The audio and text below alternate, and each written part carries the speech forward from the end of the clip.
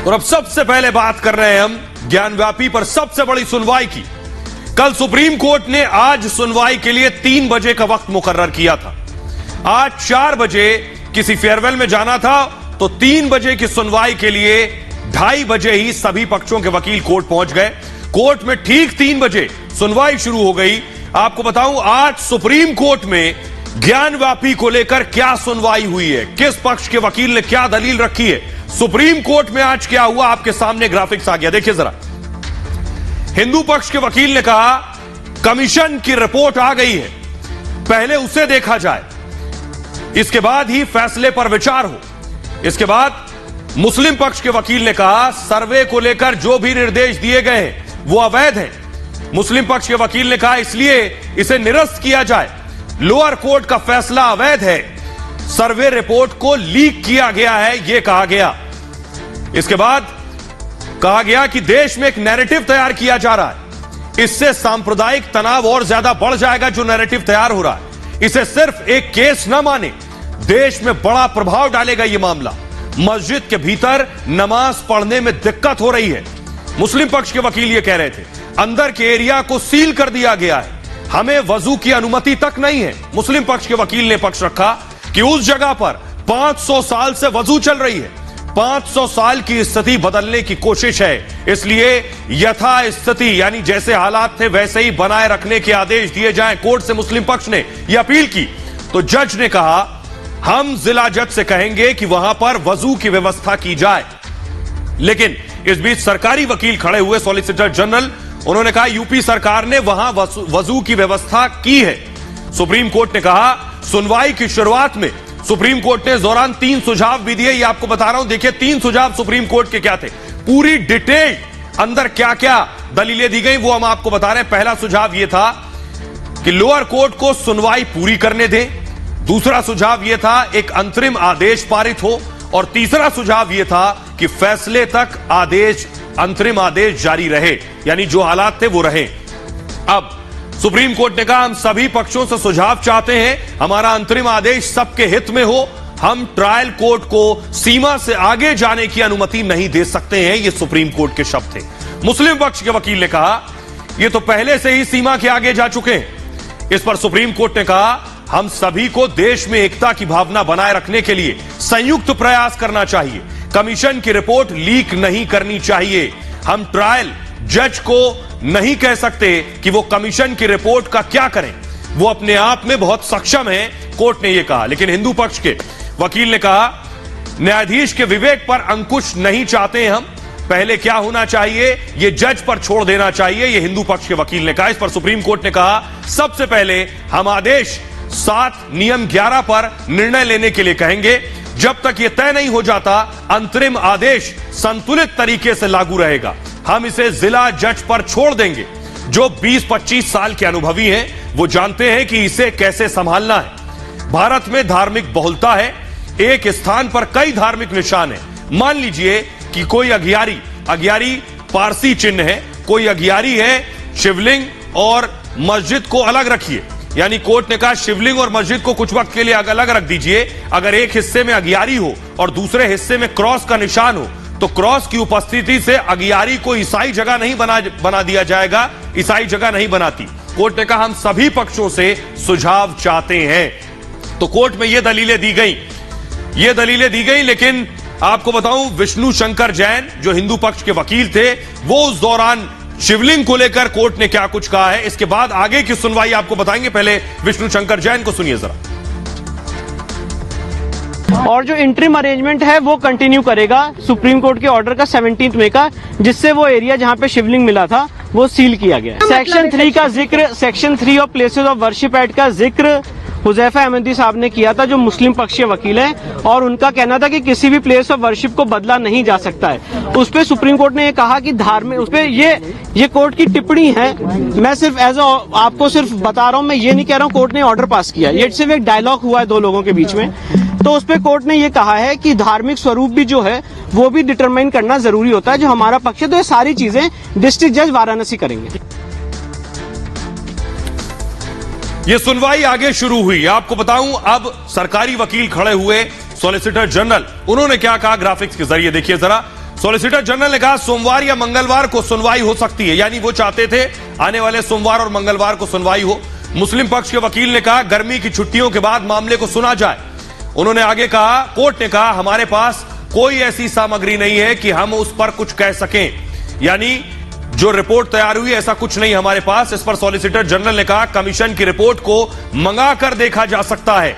मुस्लिम पक्ष ने कहा सर्वे का आदेश ही अवैध है जो आदेश दिया गया। सुप्रीम कोर्ट ने कहा ज्ञानवापी केस सिविल कोर्ट से जिला जज को ट्रांसफर किया जाता है, यानी अब सिविल जज नहीं जिला जज इस मामले पर सुनवाई करेंगे। दूसरी बड़ी बात, 8 हफ्ते में जिला जज सुनवाई पूरी करें।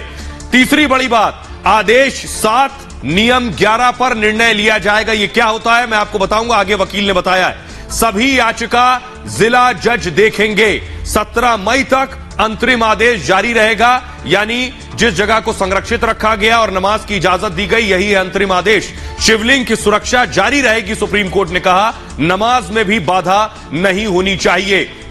आइए अब आपको बताता हूं, साथ ही कोर्ट ने कहा वजू की भी वैकल्पिक व्यवस्था की जाए, सभी पक्षों का ख्याल रखा जाए। कोर्ट ने कहा जुलाई के दूसरे हफ्ते में सुप्रीम कोर्ट में अब फिर सुनवाई होगी, यानी जुलाई के दूसरे हफ्ते में सुप्रीम कोर्ट गर्मियों की छुट्टी की वजह से बंद होगा, तब खुलेगा जुलाई के दूसरे हफ्ते में, तब सुनवाई होगी। लेकिन सुप्रीम कोर्ट ने कहा 7-11 मामले को लेकर इस पर सुनवाई हुई। 7-11 है क्या, वकील क्या कह रहे हैं जो सुप्रीम कोर्ट में मौजूद थे, जरा उन्हें सुनिए। माननीय सर्वोच्च न्यायालय ने आज 3 निर्देश पारित किए। पहला ये कि जो सीनियर डिवीजन जज वाराणसी के कोर्ट में जो पेंडिंग मामले थे उसको ट्रांसफर कर दिया डिस्ट्रिक्ट जज के यहाँ। दूसरा उन्होंने निर्देश दिया कि जो ऑर्डर 7 रूल 11 की जो याचिका है मुस्लिम पक्ष की, उस याचिका को प्रायोरिटी बेसिस पे डिसाइड किया जाए। और तीसरा उन्होंने कहा कि जो 17/5 को का जो हमारा अंतरिम आदेश था वो अंतरिम आदेश अगले तारीख तक लागू रहेगा और ऑर्डर 7 रूल 11 का जैसा भी आदेश पारित होगा उस हिसाब से इन अकॉर्डेंस विथ लॉ जो भी पक्ष एग्रीव्ड होगा वो अपना रास्ता ले सकता है। तो आज का जो आदेश था वो काफी बैलेंसिंग, दोनों पक्ष के हितों को ध्यान में रखते हुए माननीय सर्वोच्च न्यायालय ने पारित किया है। जो हमारी एडवोकेट कमीशन की रिपोर्ट है वो भी उसको कंसिडर करने में कोई रोक नहीं है। उनकी एप्लीकेशन प्रायोरिटी पे डिसाइड होगी, पर बाकी चीजें भी इस समय डिस्ट्रिक्ट जज के सामने खुली हुई हैं, वो कैसे प्रोसीड करना चाहते हैं ये माननीय डिस्ट्रिक्ट जज वाराणसी का अब प्रेरोगेटिव। देखिए 7-11 की एप्लीकेशन होती है, जो मुस्लिम पक्ष का ये कहना था कि जो हमने सूट फाइल किया है वो मेंटेनेबल नहीं है, वो सूट चल नहीं सकता है। उसके लिए उन्होंने 7-11 की एप्लीकेशन डाली थी, मतलब इसको इमीडिएटली रिजेक्ट किया जाए। तो कोर्ट ने कहा है कि डिस्ट्रिक्ट जज वाराणसी उसको कंसिडर करेगा और जो बाकी चीजें हैं वो भी कंसिडर की जाएंगी। सर्वोच्च न्यायालय ने आदेश पारित किया, दोनों पक्षों की दलीलें सुनने के बाद वो एकदम सही कहा गया है कि जिला न्यायालय भी एकदम सक्षम है और काफी अनुभवी और काफी एक्सपीरियंस्ड जो जज होते हैं वो जिला न्यायालय में भी हैं। सुप्रीम कोर्ट में इतना विवेक है कि डिस्ट्रिक्ट कोर्ट की एक जिम्मेदारी है, उसकी एक सीमा है, उसका एक अधिकार क्षेत्र है, वो काम करना चाहिए। और ये जो सुप्रीम कोर्ट ने निर्णय दिया है तो बहुत ही अच्छा दिया है और अब एक आशा जग गई है कि यहाँ लोअर कोर्ट से बहुत कुछ इस विषय में निर्णय किया जा सके। जो बात 7-11 की हो रही कि 7-11 के मामले को सुना जाए, उसका मतलब यह है कि ये जो याचिका थी 7-11 का मतलब कि ये जो याचिका थी ये सुनने लायक है या नहीं। अब इस याचिका को जिला जज सुनेंगे। पहले इसमें अब मस्जिद पक्ष अपनी दलील रखेगा कि इस याचिका को क्यों ना सुना जाए, उसके बाद इस याचिका में आगे जो याचिका क्लब की गई उस पर सुनवाई होगी। लेकिन इस बीच एक और बात आई। सुप्रीम कोर्ट में आज सुनवाई के दौरान 1991 कानून पर भी बहस हुई। पिछले कई दिनों से आप सुन रहे हैं 1991 रिलीजियस प्लेसेस एक्ट। मुस्लिम पक्ष के वकील ने 1991 उपासना स्थल कानून का हवाला दिया। इससे पहले ओवैसी भी इसको लेकर सवाल उठा चुके हैं। ओवैसी ने भी इस कानून का हवाला देकर सर्वे के आदेश पर भी सवाल उठाए थे। वहीं बीजेपी नेता सुब्रमण्यम स्वामी ने प्रधानमंत्री नरेंद्र मोदी को 1991 के प्लेसेस ऑफ वर्शिप एक्ट को खत्म करने के लिए संसद में प्रस्ताव लाने को लेकर चिट्ठी लिखी है। स्वामी ने कहा है कि इस एक्ट के रद्द होने के बाद वहां शिव मंदिर का निर्माण संभव है। सुनिए ओवैसी क्या कह रहे हैं और सुब्रमण्यम स्वामी क्या जवाब दे रहे हैं, दोनों को सुनिए। ज्ञानवापी मस्जिद थी और है और रहेगी इंशाअल्लाह।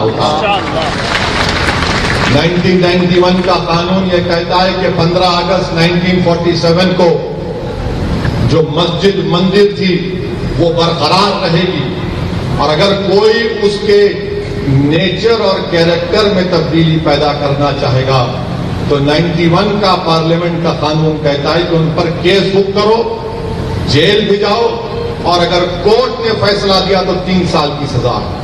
Rebuilding the temple. For that, we have a bar which is called 1991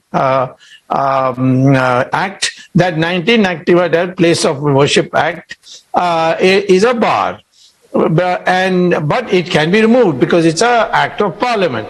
There are two ways to do it. One is move a motion in Parliament. In fact, the Prime Minister, being from Varanasi, could decorate it by himself moving the movement, the bill, so that the 1991 bill is struck down. प्रयब आपको बताते हैं क्या है ये कानून जिसको लेकर घमासान मचा है। आज कोर्ट में भी इसको लेकर बात हुई। 1991 में दरअसल आपको बताऊं नरसिम्हा राव सरकार के दौरान यह कानून बनाया गया। सेक्शन 3 के मुताबिक धार्मिक स्थलों में बदलाव नहीं किया जाएगा। 15 अगस्त 1947 की तरह इसे संरक्षित किया जाएगा। इतिहास में अगर तोड़ने की बात सिद्ध होती है तब भी वर्तमान स्वरूप को नहीं बदला जा सकता है। आजादी से पहले के विवाद पर नया मुकदमा नहीं हो सकता है। धार्मिक चरित्र बदलने के लिए नया केस नहीं कर सकते हैं। आजादी के बाद बदलाव होने पर केस कर सकते हैं, यही बड़ी चीज है। आजादी के बाद अगर बदलाव हुआ है, हिंदू पक्ष कहता है कि 47 के बाद बदलाव हुआ है। 47 के बाद नमाज होनी शुरू हुई है। यह मंदिर था, श्रृंगार गौरी की पूजा होती थी, तब केस हो सकता है। ऐसे केस में कानूनी कार्रवाई भी की जा सकती है। अंजुमन इंतजामिया मस्जिद कमेटी ने भी इसी का हवाला देते हुए ज्ञानव्यापी में सर्वे के आदेश को चुनौती दी है। आइए अब आपको सुनवाते हैं। सुनिए जरा असदुद्दीन ओवैसी से हमारे सहयोगी ऐश्वर्या कपूर ने बात की। ओवैसी क्या कह रहे हैं इस कानून को लेकर, सुनिए। इसीलिए हम कह रहे हैं कि जो वॉक द टॉक पूरे कोर्ट्स को करना है, क्योंकि 1991 का एक्ट भारत के संविधान के बेसिक स्ट्रक्चर का हिस्सा है और मुसलमानों को यह अप्रीहेंशन है कि जिस तरह बाबरी मस्जिद को उनसे छीना गया, पहले बात चबूतरे से शुरू हुई, फिर रात के अंधेरे में मूर्तियां रखी गई, पूजा शुरू हो गई, नमाज बंद हो गई, बगैर मुसलमानों को सुने लॉक्स खोल दिए गए, फिर कोर्ट को बताए कि नहीं हाथ लगाएंगे, मस्जिद को डिमोलिश कर दिया गया, मेकशिफ्ट टेम्पल से पूजा और फिर कोर्ट का जजमेंट आया, किसी को सजा नहीं हुई। मैं पूरे मुसलमान ये कह रहे हैं कि हम अपनी आंखों के सामने अपनी मस्जिद को नहीं खोना चाहते। ये जख्म है, इन जख्मों को नहीं खोलना चाहिए दोबारा, कहीं माहौल विशेष ना हो। बाबरी मस्जिद से तुलना तो कर दी, यहाँ कोई तोड़फोड़ की, यहाँ कोई एक भी इंच इधर से उधर करने की बात नहीं हो रही। सिर्फ इतना हो रहा है जी, इतना हो रहा है कि एक ज्ञानव्यापी है जिसकी एक दीवार पे शिवलिंग, डमरू। सुनिए जी, सुनिए, देखिए जी बताएं। सुनिए मेरी बात को, मेरे दोस्त मेरी बात को सुनिए। 91 का एक्ट ये कहता है कि किसी भी मंदिर मस्जिद का जो 15 अगस्त 1947 को थी उसका नेचर और कैरेक्टर नहीं तब्दील किया जाएगा।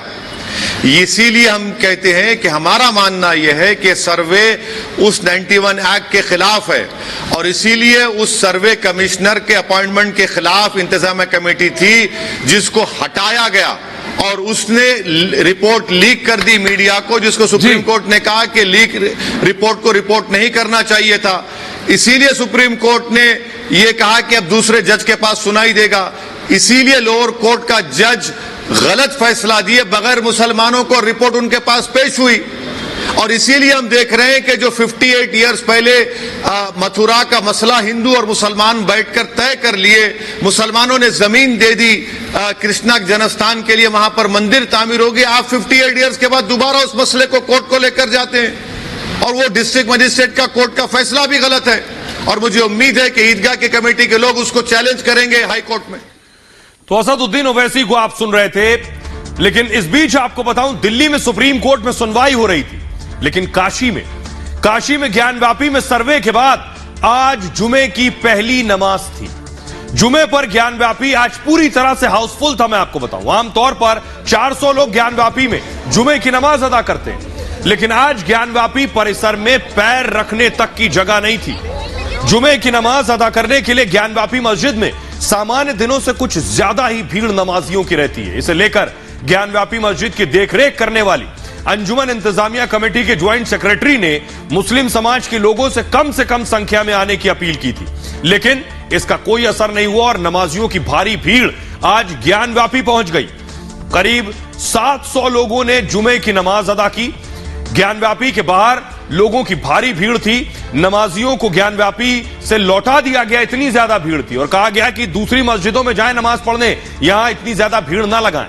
मस्जिद का गेट बंद करना पड़ा।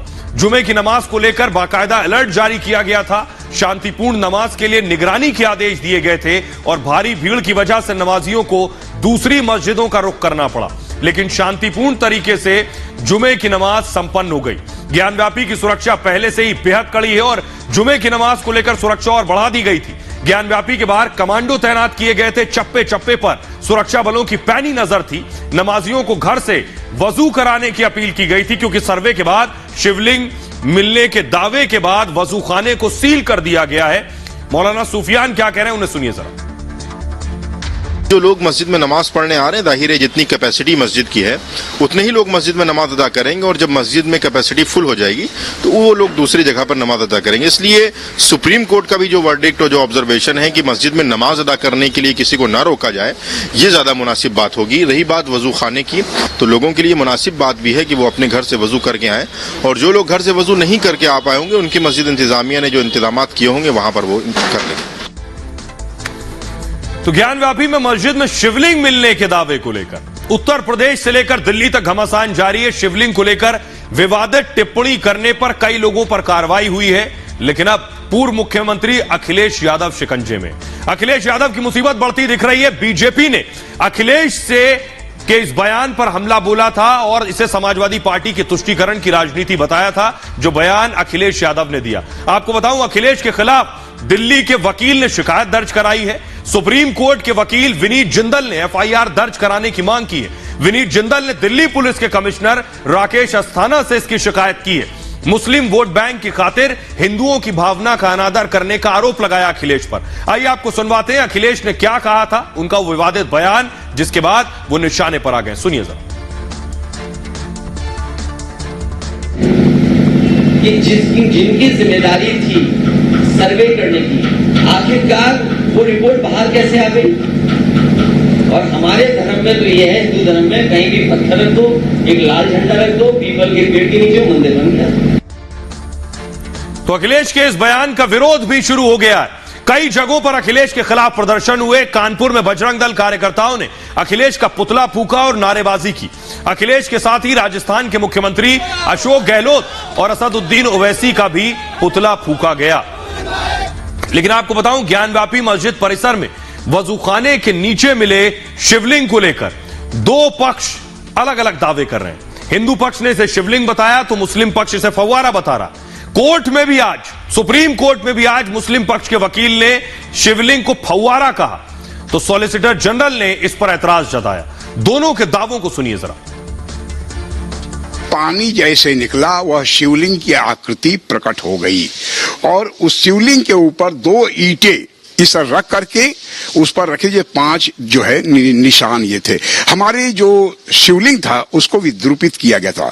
हम जब जैसे ही एक अधिकारी आए उसको चेक किए तो एक ही पत्थर का बना हुआ काले पत्थर का है, वह स्पष्ट घोषणा किए कि यह शिवलिंग जैसा प्रतीत होता है। शिव पुराण के आधार पर या अन्य जो धार्मिक पुस्तकों के आधार पर या अन्य जो हिंदू मान्यताएं हैं उनके आधार पर जितनी भी जिस भी रूप में शिवलिंग की परिकल्पना की गई है या शिवलिंग देखे गए हैं, उन तमाम शिवलिंगों से यह स्ट्रक्चर बिल्कुल भिन्न है।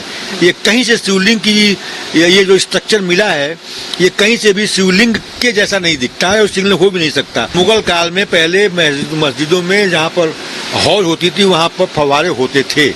हमारे इंतजामिया कमेटी ने परसों के अखबार में भी ये निकला था कि अगर उनको इजाज़त दी जाए तो उसकी रिपेयरिंग करा करके उसको फव्वारा के रूप में चला सकते। पानी निकलने के बाद एक पत्थर टाइप सा लगा, तो जिसको हमारे हिंदू पक्ष के लोगों ने, वादी पक्ष के लोगों ने ये कहा कि ये शिवलिंग है, और वो थोड़ा सा नारे भी लगाने लगे। लेकिन उस पर फिर हम लोगों ने डांटा उनको कि यहाँ नारा और आप लोग मत लगाई कोई। लेकिन प्रतिवादी पक्ष के लोगों ने ये कहा कि नहीं ये शिवलिंग नहीं है, ये फव्वारा है। बजरंग दल या RSS वालों को दिमाग में तो बाबरी मस्जिद के शहीद होने के बाद और इस पर कोर्ट का फैसला देने के बाद अब उनके दिमाग में है कि ज्ञान वापी या मथुरा वो भी मैं इसी तरीके से ले लूं, लेकिन उनका सोचना गलत है। ज्ञान वापी मस्जिद है, मस्जिद रहेगी, न वहाँ कोई शिवलिंग है, न वहाँ कुछ है, न कोई बात है। आपको ये लगता है, क्योंकि ये बार बार हिंदू पक्ष कह रहा है कि उस वहाँ की और खुदाई होनी चाहिए जिससे पता चले कि वो गोलाकार आकृति कितनी गहरी है? ये न्यायालय डिसाइड करेगी। न्यायालय के ऊपर है, जो न्यायालय आदेश करेगी उसका पालन किया। बातें कही थी मैंने अपनी रिपोर्ट में लिखी, असमर्थता भी जाहिर की है अपनी रिपोर्ट में मैंने। आइए अब खबरों में आगे बढ़ते हैं और अब बात गुरु की। पंजाब कांग्रेस के पूर्व अध्यक्ष नवजोत सिंह सिद्धू की बात करेंगे, जिन्हें एक मुक्के ने जेल तक पहुंचा दिया। वो घूंसा जो उन्होंने 34 साल पहले एक बुजुर्ग पर मारा था। कल सर्वोच्च अदालत ने नवजोत सिंह सिद्धू को 1 साल की कैद की सजा सुनाई, जिसके बाद आज सेशंस कोर्ट में सरेंडर करने पहुंचे सिद्धू। पटियाला कोर्ट में सरेंडर की तस्वीरें आप स्क्रीन पर देख रहे हैं। पहले कोर्ट में सिद्धू के सरेंडर की कार्रवाई पूरी हुई। सरेंडर के दौरान सिद्धू ने किसी से कोई बात नहीं की, जिसके बाद सिद्धू को कौशल्या अस्पताल मेडिकल के लिए ले जाया गया। आपको बताऊं, मेडिकल के बाद सिद्धू पटियाला सेंट्रल जेल पहुंच गए और अब अगले 1 साल तक, जी हां, अगले 1 साल तक सिद्धू को इसी पटियाला की सेंट्रल जेल में ही रहना होगा। हालांकि सिद्धू के पास अभी राहत पाने के लिए एक रास्ता बचा हुआ है, वो आगे हम आपको बताएंगे कौन सा वो रास्ता है। पटियाला सेंट्रल जेल में ही सिद्धू के कट्टर विरोधी विक्रम मजीठिया भी ड्रग्स केस में बंद हैं। हालांकि इस जेल में सिद्धू सजायाफ्ता कैदी होंगे और मजीठिया अभी हवालाती हैं। जेल में सिद्धू का रूटीन क्या होगा, यह आपको बताते हैं। सिद्धू को आम कैदियों की तरह जेल में रहना होगा। आम कैदियों की तरह ही सफेद कपड़े पहनने होंगे सिद्धू को। भीषण गर्मी में बैरक आम कैदियों की तरह ही पंखा मिलेगा बैरक में, सिर्फ पंखा मिलेगा गर्मी में। बैरक में सिद्धू जेल की दी हुई सूती चादर ओढ़ेंगे। आम कैदियों की तरह बैरक में सिद्धू पत्थर की पट्टी पर सोएंगे। ऐशो आराम से जीने वाले सिद्धू को जेल में काम भी करना पड़ेगा। हर दिन जेल में सिद्धू 8 घंटे तक काम करेंगे और इसके लिए बाकायदा पहले 3 महीने काम की ट्रेनिंग होगी सिद्धू की, कि काम करना कैसे है। जेल में जो सिद्धू की 3 महीनों की जो ट्रेनिंग होगी, उसमें कोई पैसा नहीं मिलेगा सिद्धू को। जब ट्रेनिंग हो जाएगी उसके बाद काम के हिसाब से उन्हें पैसे मिलेंगे। जेल प्रशासन काम की श्रेणी के हिसाब से सिद्धू को 30 रुपए से लेकर 90 रुपए तक देगा। यानी एक दिन में सिद्धू 30 रुपए से 90 रुपए के बीच में कमाई करेंगे, जो सिद्धू लाखों रुपए रोज का कमाते हैं। सिद्धू पढ़े लिखे हैं, इसलिए सिद्धू को जेल के फार्म या फैक्ट्री में काम मिल सकता है। अब सिद्धू के रूटीन की बात करते हैं। सिद्धू को सुबह 5:30 बजे उठना पड़ेगा। सुबह 7 बजे चाय के साथ बिस्किट या काले चने का नाश्ता मिलेगा। सुबह 8:30 बजे 6 चपाती दाल या सब्जी मिलेगी। दिन भर सिद्धू काम करेंगे। शाम 5:30 बजे काम से छुट्टी होगी। शाम 6 बजे सिद्धू को रात का खाना मिलेगा, जिसमें जेल मेन्यू के हिसाब से 6 चपाती और दाल या सब्जी मिलेगी। शाम 7 बजे सिद्धू आम कैदियों की तरह सोने के लिए बैरक में चले जाएंगे। अभी तक पंजाब में कांग्रेस के नेताओं ने सिद्धू का साथ छोड़ दिया था। जिस तरह से करारी शिकस्त हुई, जिस तरह से कैप्टन वापस गए, कांग्रेस छोड़कर गए, उसके बाद सिद्धू आए, जो कुछ भी हुआ कांग्रेस पार्टी में वो पूरे देश ने देखा। हालांकि अब कांग्रेस नेता प्रियंका गांधी ने सिद्धू को जेल जाने से पहले फोन किया उनके और सिद्धू को भरोसा दिया कि कांग्रेस उनके साथ है। प्रियंका ने सिद्धू को मजबूत रहने के लिए हौसला बढ़ाया। आपको बताएं कि सिद्धू को कांग्रेस में प्रियंका का दरअसल करीबी माना जाता है, लेकिन सिद्धू की जेल के साथ ही एक सवाल खड़ा हो गया है। क्या आगे सिद्धू का राजनीतिक करियर अब खत्म हो गया? अब उनके करियर में शून्य आ गया सियासत के? अगले 2 साल में लोकसभा चुनाव होने वाले हैं। सिद्धू इस दौरान जेल में रहेंगे। क्या सिद्धू ये चुनाव लड़ पाएंगे या नहीं, आइए आपको बताते हैं। दरअसल इसका जवाब लोक प्रतिनिधि अधिनियम 1951 में मिलता है। अगर किसी नेता को 2 साल की सजा होती है या उससे ज्यादा, तो पूरी सजा पूरी होने के बाद अगले 6 साल तक चुनाव लड़ने पर रोक का प्रावधान है। कानून एक्सपर्ट्स का मानना यह है कि सिद्धू चाहे तो जेल से ही चुनाव लड़ सकते हैं। हालांकि सजा को लेकर सिद्धू की छवि को फर्क जरूर पड़ सकता है। देश में ऐसे तमाम नेता हैं जो लगातार जेल से ही चुनाव लड़ते रहे हैं। सिद्धू को सिर्फ 1 साल की सजा हुई है। आइए अब आपको सुनवाते हैं, सुनिए जरा। बीजेपी अब सिद्धू पर पलटवार कर रही है। आज नवजोत सिंह सिद्धू कानून की धज्जियां उड़ा रहे हैं। ये वही नवजोत सिंह सिद्धू है जो 18 तारीख तक हाथी पर चढ़कर राजनीतिक प्रदर्शन में भाग ले पा रहे थे, और आज जब उनको सजा तय की गई है, जब उनकी कन्विक्शन हो चुकी है और उन्हें 1 साल जेल में बिताना पड़ेगा, जो कृत्य उन्होंने 34 वर्ष पहले किया था, तो आज 20 तारीख को वो सुप्रीम कोर्ट से कहते हैं कि मुझे 2-3 हफ्ते की और। तो सोचिए जरा, सिद्धू जेल के अंदर गए तो बड़ा इत्तेफाक है और आजम खान बाहर आ गए। रामपुर से सपा विधायक आजम खान 27 महीने बाद सीतापुर जेल से रिहा हो गए। रिहाई के बाद समर्थकों ने आजम खान को चारों ओर से घेर लिया। समर्थक आजम खान को अपने मोबाइल कैमरे में कैद करने की कोशिश कर रहे थे। इससे पहले जेल से निकलने के ठीक बाद आजम खान के चेहरे पर राहत साफ देखी जा सकती थी। समर्थकों के बीच खुली हवा में सांस लेकर आजम खान भावुक हो गए। भावुक आजम खान अपने समर्थकों से गले मिले और उनका शुक्रिया अदा किया। जेल से आजम खान सीधे सीतापुर में अपने करीबी पूर्व विधायक अनूप गुप्ता के घर पहुंचे। यह काफिला आजम खान का है। पूरे लाव लश्कर के साथ आजम खान अपने करीबी के घर जा रहे थे, तभी बीच में इस काफिले को आजम खान के समर्थकों ने रोक लिया। आजम खान के समर्थकों ने नारेबाजी की और काफिले पर फूल बरसाए।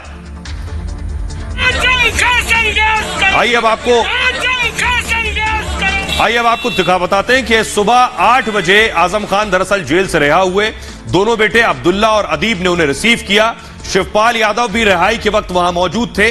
ट्रायल कोर्ट से 88 मामलों में आजम खान को जमानत मिल गई। 89वां मामला बचा था। 89वें मामले में जमानत पर ट्रायल शुरू होना था। गुरुवार को सुप्रीम कोर्ट ने सशर्त अंतरिम जमानत दे दी। कांग्रेस नेता कपिल सिब्बल ने सुप्रीम कोर्ट में उनकी पैरवी की थी। आजम को दोबारा रेगुलर बेल अर्जी लगानी होगी। कोर्ट ने आजम को 2 हफ्ते का वक्त दिया है। आजम की रिहाई उत्तर प्रदेश की राजनीति में बड़ी खबर है। आजम अखिलेश से नाराज बताए जा रहे हैं। अब्दुल्ला ने इशारों में, यानी आजम के सुपुत्र अब्दुल्ला आजम ने इशारों में नाराजगी जाहिर भी की थी। बस एक बार अखिलेश ने जेल में मुलाकात की है। आजम की बगावत अखिलेश की मुश्किलें बढ़ा सकती हैं। मुस्लिम वोटर्स एसपी से किनारा कर सकते हैं। कांग्रेस बीएसपी आजम खान को रिझाने में जुटी है। जेल से निकलने के बाद आजम खान ने कहा कि उन्हें अपनों ने लूटा है। आजम खान के ने क्या कहा, जरा वो सुनिए पहले। जब कोई बड़ा मिशन सामने होगा तो मुखालिफ भी बड़ा होगा और तकलीफ भी बड़ी होगी। हमने अपने 40 साल के राजनीतिक कार्यकाल में पार्टी के नेताओं के,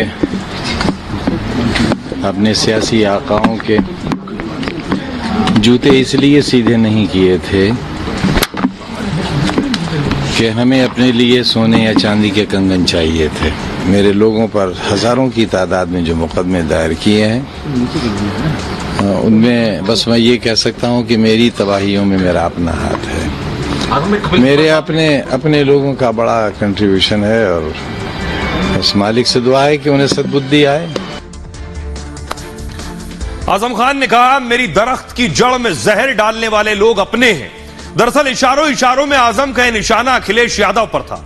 अखिलेश पिछले 27 महीनों में आजम खान से मिलने सिर्फ एक बार गए हैं।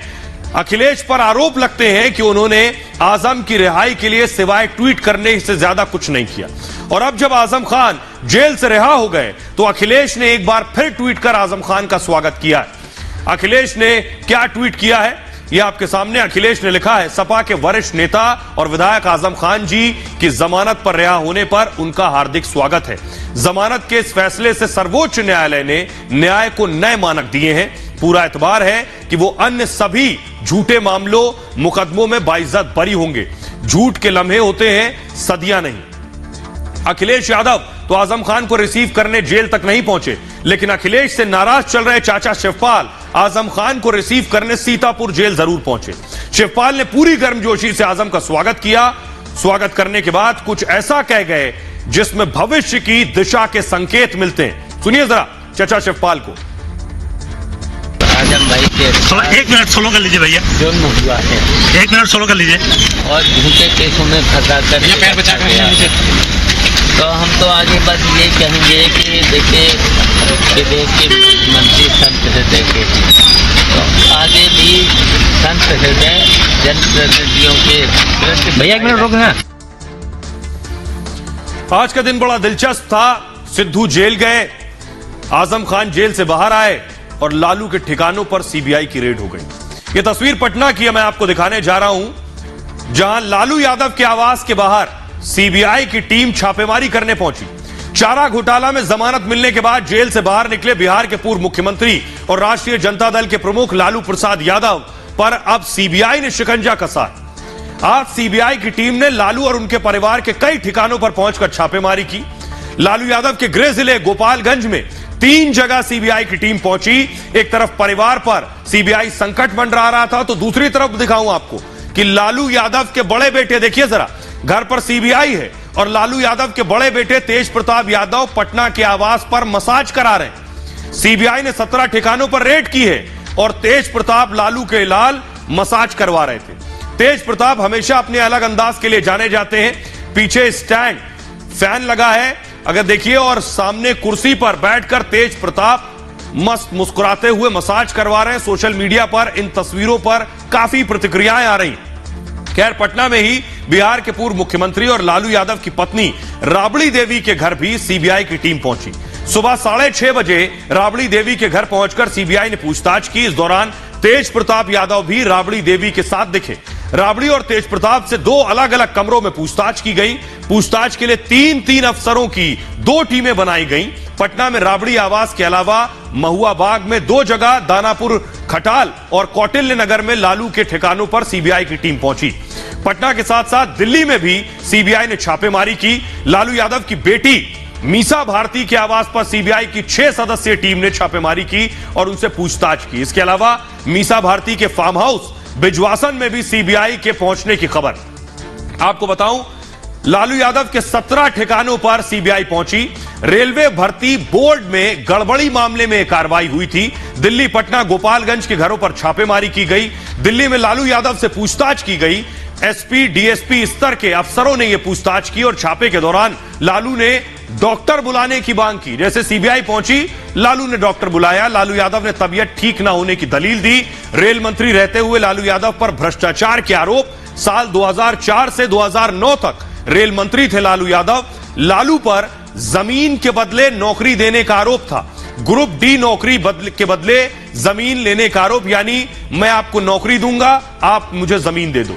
जांच के बाद लालू मीसा पर नया केस दर्ज हुआ है, तो सीबीआई ने छापेमारी की है। लालू यादव के लिए मुश्किलें फिर बढ़ सकती हैं। बहरहाल ये भारत की बात है, मैं इतना ही। आप अपना बहुत ख्याल रखिए। एक छोटे से ब्रेक के लिए रुक रहे हैं, लौट रहे हैं कुछ और बड़ी खबरों के साथ।